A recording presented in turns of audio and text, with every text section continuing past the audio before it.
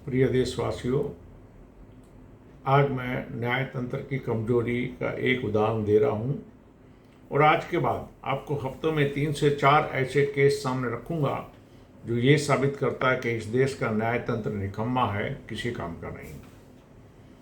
आज एक बहुत ही छोटा सा उदाहरण दे रहा हूं। राहुल गांधी जी भारत के नागरिक हैं कि यूके की, इसका फैसला हमारे देश का न्यायतंत्र नहीं कर पा रहा है। दुख तो इस बात के कि हमारे देश की सरकार भी इसमें कुछ नहीं करती। इसके लिए आदमी को कोर्ट में जाना पड़ता है। अब जब सुब्रमण्यम स्वामी जी ने लेटर लिख दिया सरकार को, मिनिस्टर ऑफ एक्सटर्नल अफेयर को, कि भाई पता कीजिए कि इसकी नागरिकता कौन सी है। अगर वो नागरिक यूके का है तो हिंदुस्तान में वो कहीं पर भी खड़ा नहीं रह सकता इलेक्शन में। लेकिन इसको भी 1 साल से अधिक हो गया, अब तक इसके बारे में न्यायतंत्र कुछ नहीं करता और सरकार भी कुछ नहीं करती। अगर आपका और हमारा केस होता ना तो कब का फैसला भी आ जाता, कभी हमको जेल में भी डाल देते। लेकिन ये राहुल गांधी का केस है ना, इसीलिए न्यायतंत्र के सभी जज भी ताली मारते हैं। जानते हैं ना ताली कौन मारता है? और हमारे देश की सरकार भी ताली मार रही है। कम से कम न्यायतंत्र का कर्तव्य है, इसी के लिए है कि कम से कम राहुल की नागरिकता क्या है ये तो सरकार से पता कराए। लेकिन कुछ नहीं हो रहा है। खबर मिली कि सुब्रमण्यम का दूसरा इस विषय पर मार्च की तारीख दे दी गई। इस तरह का न्यायतंत्र किस काम का? नागरिकता के लिए तो सीधा राहुल को पूछिए, तुम बताओ तुम्हारे पास कौन सी नागरिकता है। सीधा सवाल राहुल से करना है और कुछ पूछने की जरूरत नहीं है। कम से कम राहुल तो बता सकता है ना।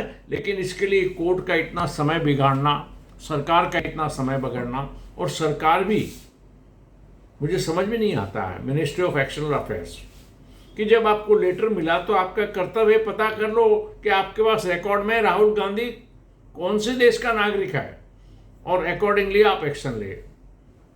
इसीलिए मैं बार बार कहता हूं कि हिंदुस्तान के न्यायतंत्र में बैठे हुए सभी जज निकम्मे हैं, सबसे बड़े भ्रष्टाचारी हैं, और सबसे बड़ा पाप जो है, या ये कहो कि भ्रष्टाचार जो हो रहा है ना पूरा, सबसे बड़ी इंस्टीट्यूशन हमारे देश का न्यायतंत्र है। और इसीलिए मैं चाहता हूं कि कम से कम राहुल गांधी की नागरिकता के ऊपर फैसला तुरंत दे दें। इसके लिए तारीख देने की जरूरत नहीं है। सीधा राहुल गांधी से पूछिए, वो खुद आपको सब कुछ देगा, कोर्ट को मना नहीं कर सकता है। लेकिन हमारे देश में तो एडवोकेट हैं। अब मैं तो एडवोकेट को न्यायतंत्र का दलाल कहता हूं। इन दलालों ने हमारे देश के न्यायतंत्र को पूरा खत्म कर दिया है।